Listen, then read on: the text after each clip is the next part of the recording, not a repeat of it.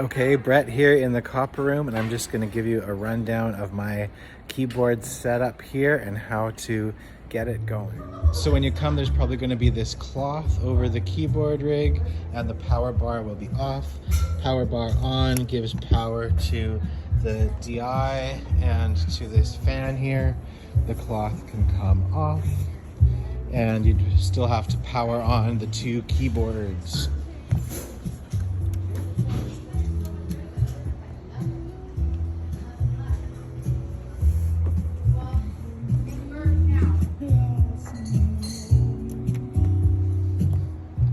So on the Nordgrand down here, it's pretty straightforward.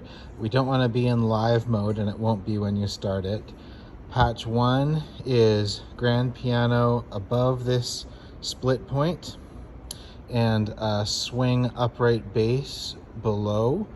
This is, you see it's an amber light now, and that means it's over the course of 3 or 4 notes that this patch changes.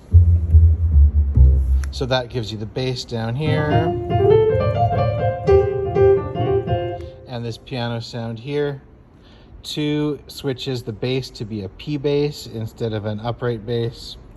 3 is a Rhodes. 4 is a Whirly. Both of those still with the P bass.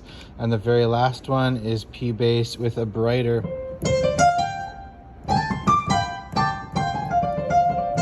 A brighter piano for rock things, and sometimes like country ballads too. I like that bright one.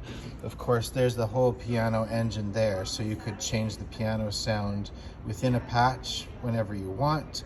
And then this sample synth engine is what's making the bass right now.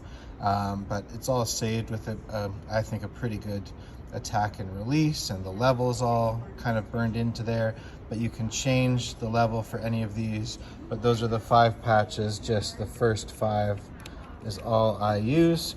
Sometimes I will push and hold this for just a couple seconds so that these buttons are all dead, because it's really easy to accidentally hit these buttons because they're kind of in a fall board place. So I usually just push for a second till the light goes out, pick my new patch for the next song, and then lock again before I start, is kind of my pattern. Up top, I've got the live organ being patch 1. I've got a similar Rhodes to on the bottom keyboard, but I hardly ever go here. It's only I did this if I wanted to have Rhodes up top and grand piano on the bottom keyboard. That hasn't really come up much, but there it is if you'd like to do it. Whirly, and then Margaritaville steel drums. And then if you scroll to the next patches, there's a trombone that I use for Sweet Caroline. And then up a few, just where it happened to already be in this keyboard, there's a pop brass that I've used for, oh, what was it? That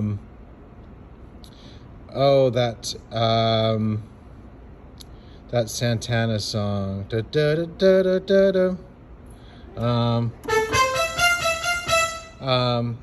I forget what it's called now, but I hardly ever go up to there.